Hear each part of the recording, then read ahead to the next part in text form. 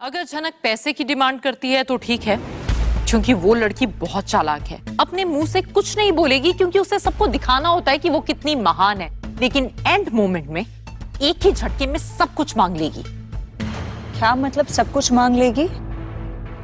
उसे आपका बेटा चाहिए था। और यहीं से शुरू होती है बोस परिवार का गेम प्लान झनक को अपने रास्ते से हटाने का। पर तनुजा बोलती है कि जो ख्वाब झनक देख रही है वो कभी पूरा नहीं हो सकता और बताने लगती है कि कुछ लोगों को बिना मेहनत किए ही सब कुछ चाहिए होता है। और जहां झनक आज तक अपने लिए एक तिनका तक नहीं मांगी थी, वहीं अब उसके नाम से कुछ न कुछ बोला ही जा रहा है।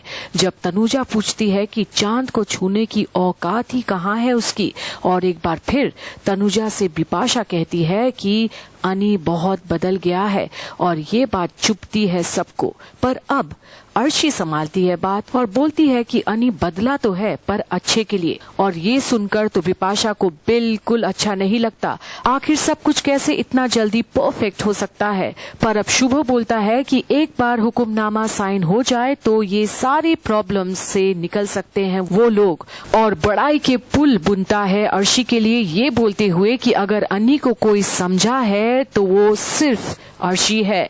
और बस इतनी चिकनी चुपड़ी बातें सुनकर क्यों खुश नहीं होगी आखिर अर्शी। पर अब शुभ बोलता है कि अनी की एक ही आदत ऐसी है, वो हर किसी को मदद करने निकल पड़ता है और यही उसकी सबसे बड़ी प्रॉब्लम है। पर अब अर्शी बोलती है कि ये प्रॉब्लम नहीं है, बल्कि अनी का झुकाव तो था झनक के प्रति और इस बात को कोई नहीं झुटला सकता। पर अब तनुजा बोलती है अर्शी को कि अब तो उसे सब भूल जाना चाहिए और अब तो उन्हें झनक की बात भी नहीं करनी चाहिए। पर अर्शी बोलती है कि ये सब में उसे ही ह्यूमिलिएट होना पड़ा है और किसी को नहीं, और ये सब इतनी आसानी से नहीं भूल पाएगी वो। और सब और भी चौंकते हैं जब अर्शी बोलती है कि ये टॉपिक तो बीच बीच में उठेगा जरूर।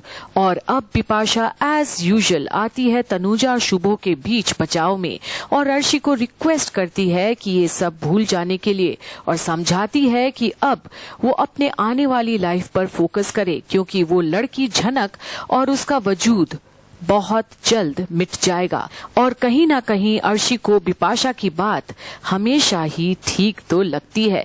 और तभी लाल अनी को लेकर आता है उसके रूम से, ये बोलकर कि उसके डैड को कुछ जरूरी बातें करनी है उसे। और अब अनी सबको वहाँ इस कदर देख पूछता है कारण। और अब शुभ बोलता है कि उसके साथ कुछ डिस्कस करना है उसे, और बोलता है कि कुछ चीजें हैं जो क्लियर करनी है ताकि आगे जाकर कॉम्प्लिकेशन ना हो अनी और अर्शी के लाइफ में। और ये सुनकर अनी अर्शी की तरफ देखता है और इशारा करके पूछता है अर्शी से, पर कुछ समझ नहीं आता उसे।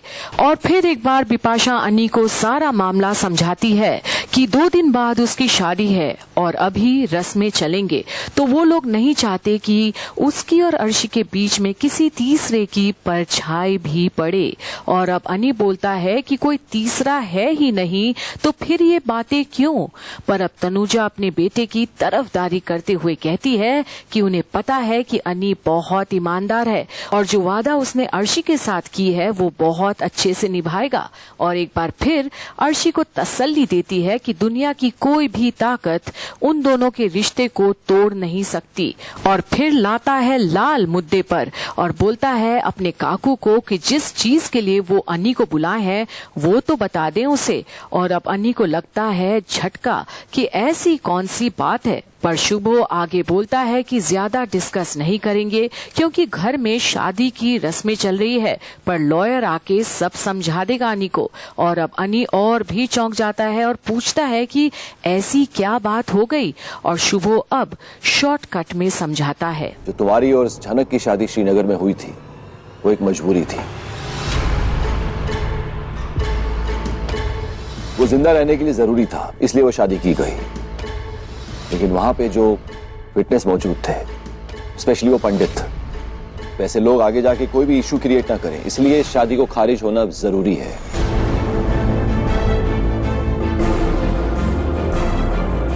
ताकि आगे किसी का मुंह ना खुले और तुम्हारे और अर्शी की लाइफ के बीच में कोई भी कॉम्प्लिकेशंस हो।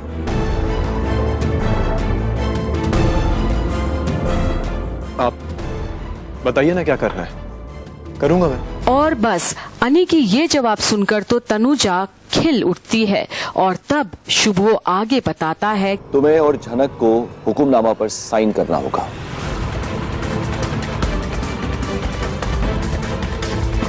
और अब अनी के उतरे हुए चेहरे को देख एक बार सब थोड़ा असहज होते हैं, पर अब अर्शी बोल पड़ती है कि शादी के रस्मों के बीच उन्हें ये सब करना पड़ रहा है। वो बिलीव ही नहीं कर सकती ये सब, पर तनुजा समझाती है अर्शी को कि उसके पापा लॉयर हैं, तो उन्हें पता है कि वो क्या कर रहे हैं आगे जाकर, ताकि उन दोनों की जिंदगी में कोई प्रॉब्लम्स ना आए, इसलिए ये सब जरूरी है। और वहीं अब झनक भी नीचे आ रही होती है जब तनुजा आगे बोलती है अर्शी को कि एक बार पेपर साइन हो जाएगा तो फिर वो लड़की कुछ नहीं कर पाएगी। और वहीं अब सभा के बीच पहुंचती है झनक और उसे टोकती है बिपाशा कि वो वहां क्या कर रही है जब सब बातें कर रहे हैं। पर झनक बोलती है कि वो तो डिनर टेबल सेट करने आई है। पर अब अर्शी उसे रोकती है और कहती है कि वो सब छोड़े, पहले वो जो बात हो रही है वो सुने। पर झनक डिनर टेबल सेट करने के लिए वापस बोलती तो है, पर अब शुभो उसे रोकता है। कल अनिरुद्ध का आईबुरो भात है, पता है ना तुम्हें? आखिरी बार हमारा कुंवारा बेटा शादी से पहले खाना खाएगा और फिर शादी होगी। आप जो बात है वो तो बताइए इसे। हाँ तनुजा। सो झनक, तुम्हें पता है ना श्रीनगर में क्या हुआ?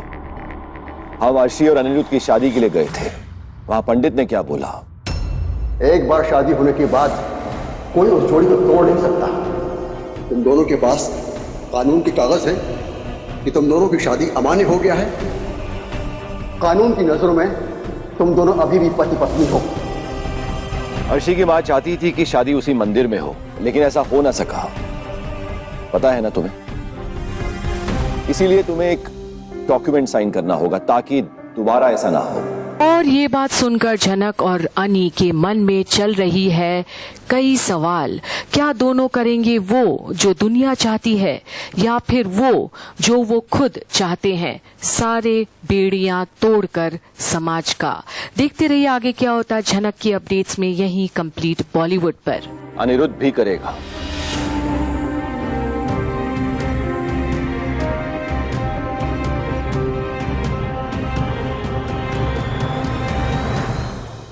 झनक प्लीज हाँ मत करना, इस डॉक्यूमेंट पर साइन मत करना। मैं जानता हूं तुम कभी कोई डिमांड नहीं रखोगी, जिंदगी भर कुछ नहीं मांगोगी, फिर साइन ही क्यों करना?